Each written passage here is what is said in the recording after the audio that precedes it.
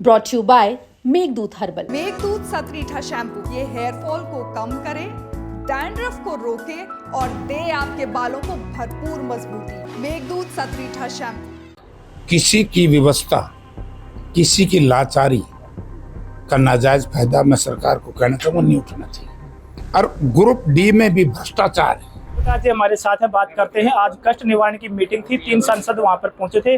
किन एजेंडे को लेकर बात हुई और उनको मौके पर ही कितनी समस्याओं का निवारण किया गया?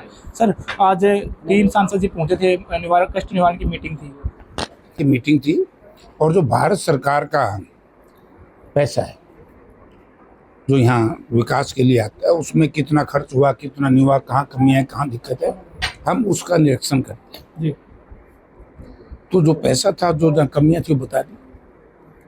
जयप्रकाश जी, जिस तरीके से सरकार की बात की जाए, अभी ग्रुप डी की नौकरी का रिजल्ट जारी किया 7,500 के करीब, उसमें देखने को मोस्टली जो बच्चे थे MSc PhD करे हुए थे, तो कहीं ना कहीं उनके लेवल की नौकरी तो नहीं है। हालांकि सरकार कह रही है कि हमें बिना खर्ची पर नौकरी जारी करना चाहिए। सरकार झूठ बोलती है। किसी की व्यवस्था, किसी की लाचारी का नाजायज फायदा मैं सरकार को कहना चाहूँगा नहीं उठाना चाहिए। डी ग्रुप में जिस तरह की सिलेक्शन हुई है, वो बच्चे कहाँ जाएंगे जो +2 या सिंपल ग्रेजुएट जी या मैट्रिक, उनके तो रास्ते बंद हो गए। आप देखिए, एक एग्जाम दे रहे हैं PhD MSc, एक एग्जाम दे रहे हैं +2 या मैट्रिक, तो उसका मुकाबला कैसे करेगा? बहुत बड़ा नुकसान है और इसमें बड़ी बेईमानना है। और ग्रुप डी में भी भ्रष्टाचार है।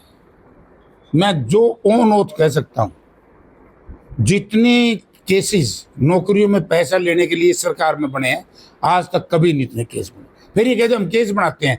अरे भैया, तुम ऐसी व्यवस्था करो जिससे को पैसा ना ले, जैसे कांग्रेस गवर्नमेंट में था। आज हालत क्या हो रही है?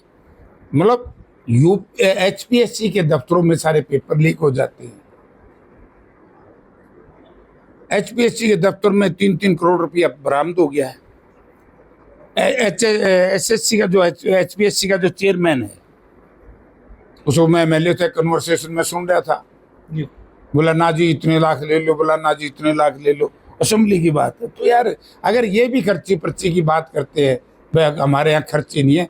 खर्ची अगर है नौकरियों में तो केवल भाजपा सरकार में है।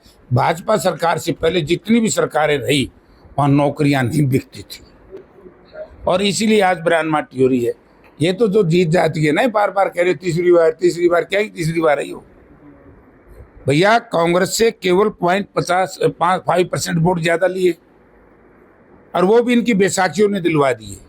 अब हरियाणा की जनता जान गई है कि जो JJP और लोकदल के लोग हैं, जिनको हम वोट काटू कहते थे, ये सब उन लोगों की वजह से सरकार बन गई।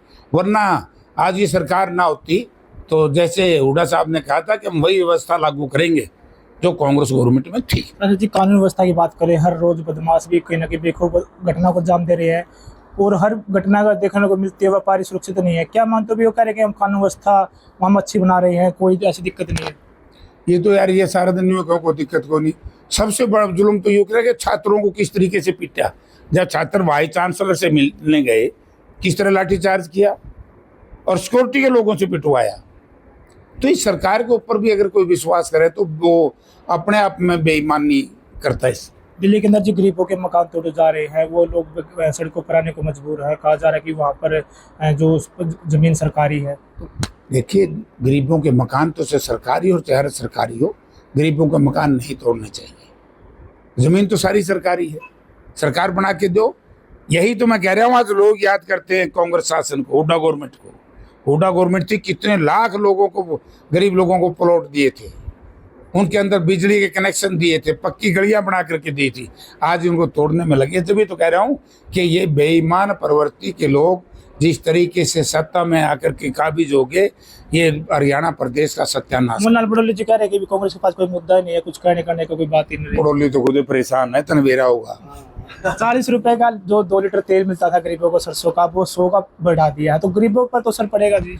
गरीब लोग तो इनको वोट नहीं देंगे। आप, मैं प्रश्न पूछ रहा था, यानी कि मुझे ये बताओ, सितंबर से लेकर के जनवरी तक कितने APL में थे और जनवरी के बाद कितने BPL में हुए? APL BPL का अंतर दो, क्योंकि वोट लेने के लिए राशन कार्ड बना दिए, गरीब लोगों के फिर काट दिए। तो यही हालत थी पेंशन में। अब लोगों की पेंशन काटने लग रहे हैं। पूरे देश में कहीं भी फैमिली आईडी नहीं है, यहाँ क्यों है? तो सारी चीजों को इसीलिए तो लोगों ने बीजेपी के खिलाफ मैंडेट दिया था, बीजेपी के पक्ष में नहीं दिया।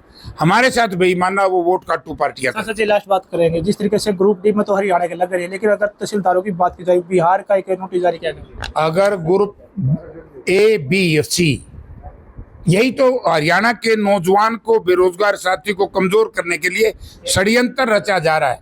ए और बी ग्रुप के जो लोग हैं उनको तो बाहर से ले आ रहे हैं, इसीलिए तो हमारे बच्चे परेशान होकर के लाचारी में, मजबूरी में डी ग्रुप में भर्ती हो रहे हैं। मैं नौजवानों से नम्रतापूर्वक निवेदन करूंगा, इतनी बेईमानी जो आपके साथ हो रही है इस पर विचार करो, और विचार करके, ये कोई ज़्यादा दिन की बात नहीं है, हम सब संघर्ष करेंगे। और बीजेपी की तो हालत यह हो जाएगी कि लोग गामा में बंदे। धन्यवाद जी थे हमारे साथ सांसद जयप्रकाश जी। उन्होंने कहा कि जो सरकार युवाओं को ए बी में तो बाहर से जो दूसरे स्टेट है वहां से उनको भर्ती करिए, लेकिन जहां बात ग्रुप डी करे तो वो हरियाणा के युवाओं को भर्ती किया जा रहा है। लेकिन कहीं ना कहीं जो युवाओं के साथ खिलवाड़ है।